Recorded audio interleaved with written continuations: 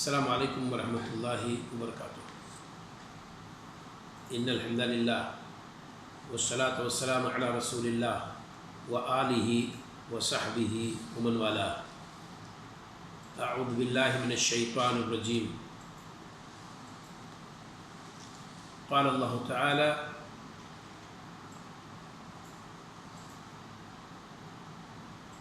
ان اللہ لا یغفر ان یشرک بہ ویغفر ما دون ذلک لمن یشاء۔ برادران اسلام اور اسلامی خواتین،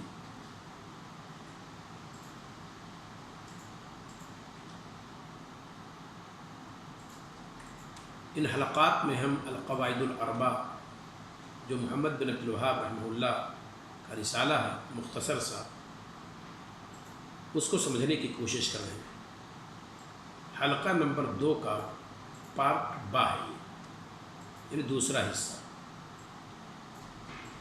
اس حلقہ میں ہم کیا لینا چاہتے ہیں؟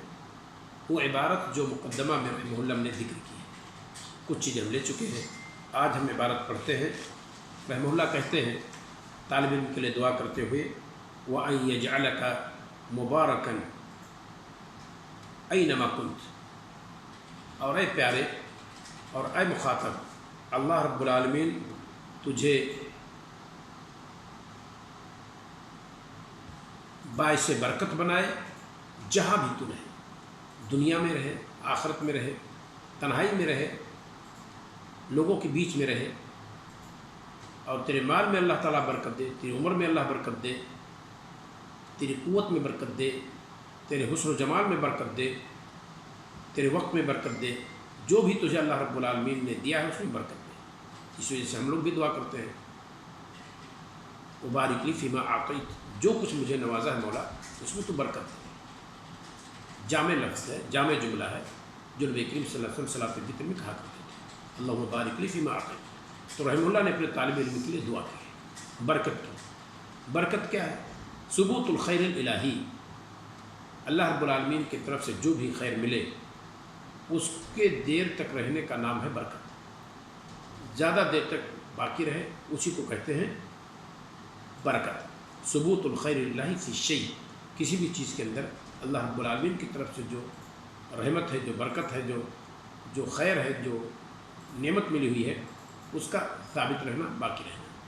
اور زیادتی اور نما کے معنی میں بھی یہ چیز استعمال ہوتی ہے۔ اسی سے برکہ بھی ہے،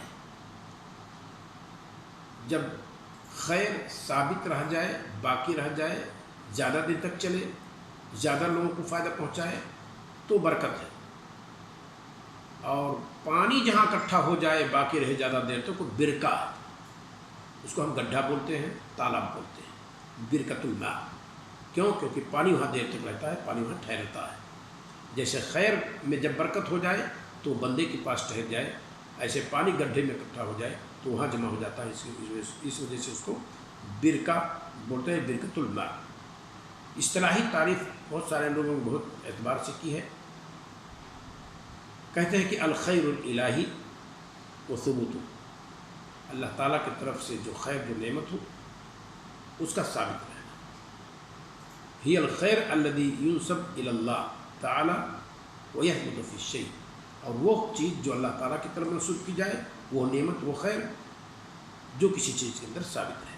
یہ تعریف کی ہے، اور بعض علماء نے اور بہت ساری تعریفات اس کی گئی ہیں۔ ایک تعریف یہ بھی ہے کہ البرکہ ہی النما والزیادہ التی لا تحصى ولا تدرک بالحواس الظاہرہ، یعنی وہ زیادتی، وہ بڑھوتری جس کا ادراک حواس یعنی ظاہری حواس سے نہ کیا جا سکے، نہ اسے سونگھ سکیں، نہ اسے سن سکیں، نہ اسے دیکھ سکیں، اور نہ اسے ذوق یعنی کے ذریعے سے اس کو ہم پرکھ سکیں، اسی کو برکت کہتے ہیں۔ بہرحال رحمہ اللہ نے اپنے طالب علم کے لیے برکت کی دعا کی ہے، اس میں کوئی شک نہیں، کیونکہ جو توحید کو پڑھنے کے لیے آگے بڑھا ہے، اور جو بندہ شرک سے بچنے کے لیے آگے بڑھا ہے، وہ اس کا مستحق ہے کہ اس کے لیے برکت کی دعا کی جائے کہ اللہ رب العالمین اس کو عمر میں برکت دے، اس کے علم میں برکت دے، اس کے وقت میں برکت دے، اور اس کے قد و کاوش میں برکت دے، اور اس کو مزید ہمت دے، اس ہمت میں برکت دے۔ یہ رحمہ اللہ نے دعا کی ہے، ان یجعلک مبارکا اینما کنت، جہاں تو رہے تجھے اللہ تعالیٰ باعث برکت بنائے۔ اس کے بعد کہتے ہیں وَأَن يَجْعَلَكَ مِمَّنْ إِذَا عُوتِيَ شَكَرَ، اور اللہ رب العالمین تجھے ان لوگوں میں سے بنائے کہ جب نوازے جاتے ہیں تو شکر ادا کرتے ہیں۔ وہ شکر چاہے زبان سے ہو، چاہے ہاتھ سے ہو، چاہے دل سے ہو۔ افادتکم النعماء منی ثلاثۃ ید واللسان والقلوب المحجبہ، یہ وہ چیزیں ہیں جن کے ذریعے سے ہمیں اللہ رب العالمین اور نوازتا ہے۔ جب ہم ہاتھ سے، کرتوت سے اللہ رب العالمین کا شکر ادا کریں گے، زبان سے اللہ رب العالمین کا شکر ادا کریں گے، اور دل سے ہم اللہ رب العالمین کے مشکور ممنون ہوں گے تو اللہ رب العالمین اور دے گا۔ شکر اور حمد اللہ تعالیٰ کی ذاتی کمالات کی بنیاد پر جو تعریف کی جاتی ہے اس کو حمد کہتے ہیں۔ اور اللہ رب العالمین اگر بندے پر کوئی نعمت نچھاور کر دے، اس نعمت کے بدلے بندہ جو تعریف کرتا ہے اس کو شکر کہتے ہیں۔ یہی عام طور پر لوگوں نے بتایا ہے اور علماء نے یہی معنی بتایا ہے۔ شکر کا بڑا فائدہ ہے۔ اللہ رب العالمین نے قرآن میں فرمایا لئن شکرتم لازیدنکم ولئن کفرتم ان عذابی لشدید، اگر شکر کرو گے تو اور زیادہ دوں گا، اور نواز دوں گا۔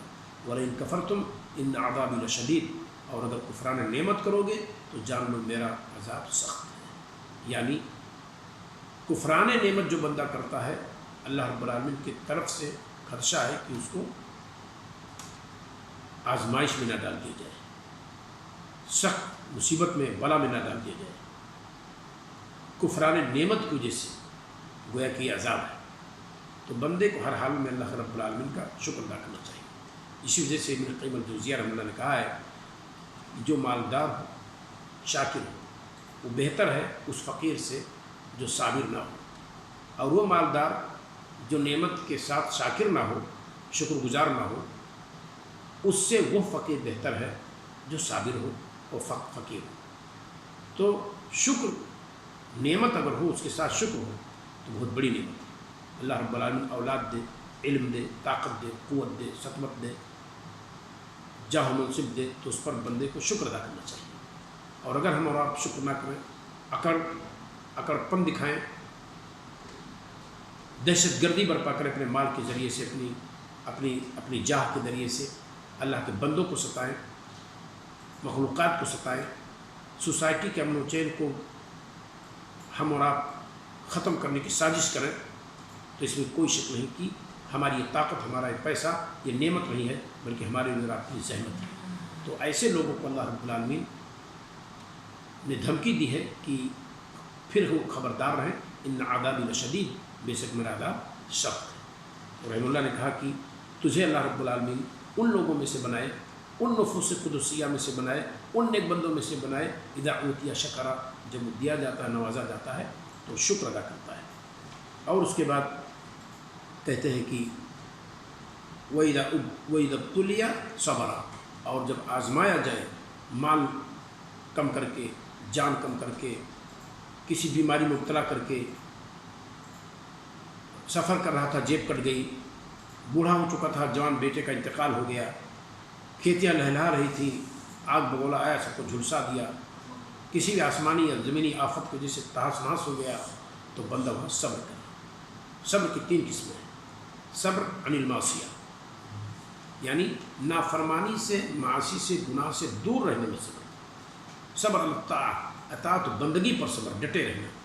اور صبر عند المصیبہ، مصیبت کے وقت صبر و ضبط سے کام لینا، اور واویلا نہ مچانا، سینہ کوبی نہ کرنا، بال نہ نوچنا، رخسار نہ نوچنا، اپنے آپ کو جلا لینا، اپنے آپ کو تکلیف نہ دینا مصیبت کے وقت۔ یہ 3 قسمیں صبر کی مطلوب ہیں کہ اللہ رب العالمین ان لوگوں میں سے تجھے بنائے کہ جب آزمائش میں ڈالے جاتے ہیں تو صبر کرتے ہیں۔ سب سے زیادہ آزمائش میں کون لوگ ڈالے جاتے ہیں؟ انبیاء۔ سب سے زیادہ اللہ تعالیٰ انبیاء ہی کو آزماتا ہے، اس میں کوئی شک نہیں۔ اللہ کے رسول صلی اللہ علیہ وسلم آزمائے گئے، آپ سے پہلے ابراہیم علیہ السلام آزمائے گئے، بیٹا اسماعیل علیہ السلام ان کا وہ بھی آزمایا گیا، آدم علیہ السلام آزمائے گئے، موسیٰ علیہ السلام آزمائے گئے، نوح علیہ السلام آزمائے گئے۔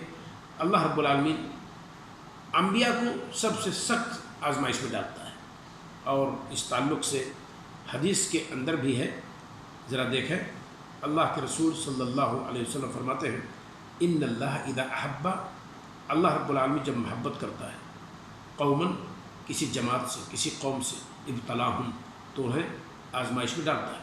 فمن رضی فلہ الرضا، تو جو راضی ہو جاتا ہے اللہ تعالیٰ کی اس ابتلا سے، اللہ تعالیٰ پھر اس سے راضی ہو جاتا ہے۔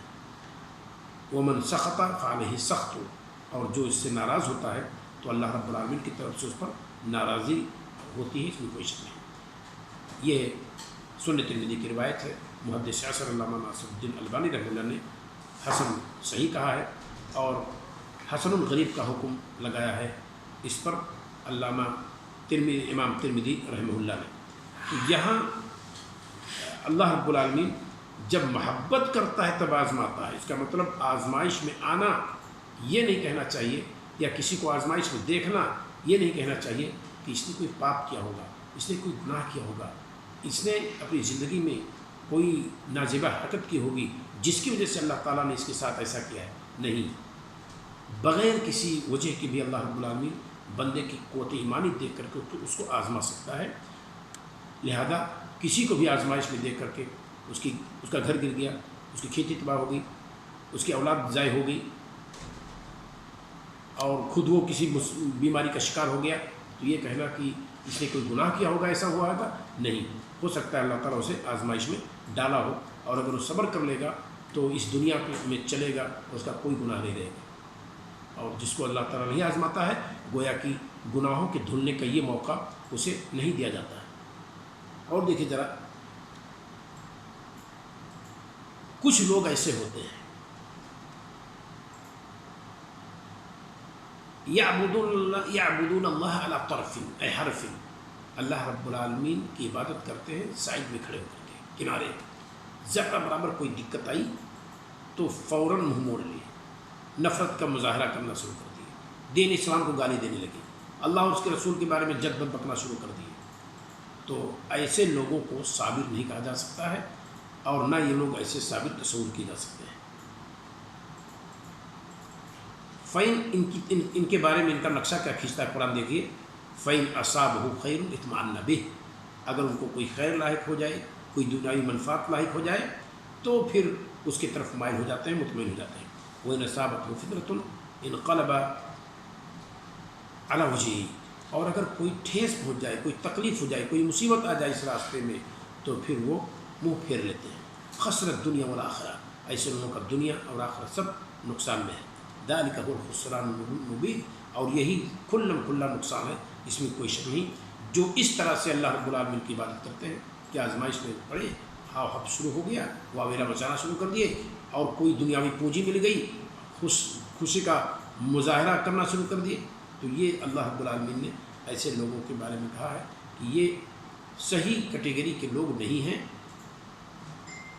سورہ حج آیت نمبر 11 میں آپ اس کو دیکھ سکتے ہیں۔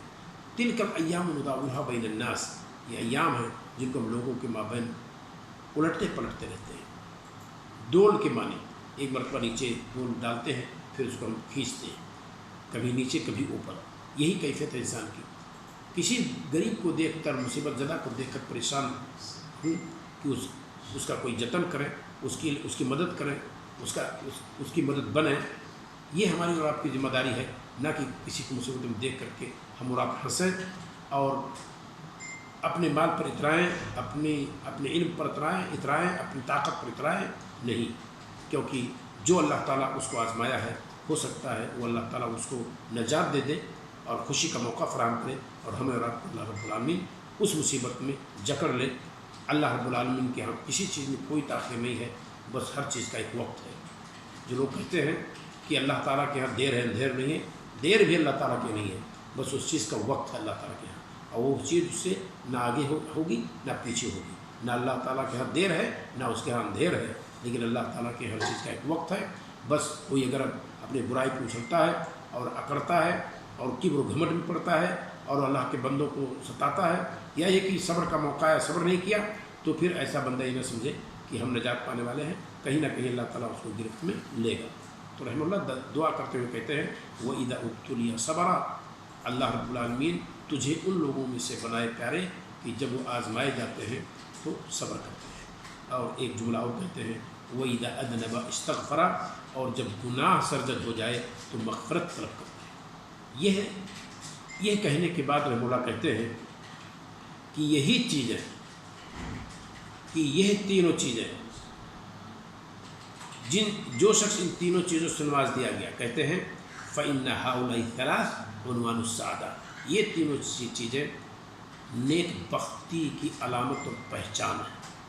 اور جو اس سے دور ہو، صبر نہ ہو، کفران نعمت ہو، گناہوں پر گناہ کرتا چلا جائے، کبھی توبہ نہ کرے، تو پھر وہ بدبختی کی علامت ہے، وہ شقی القلب ہونے کی علامت ہے، وہ انسان کے نیک بخت ہونے کی علامت ہے۔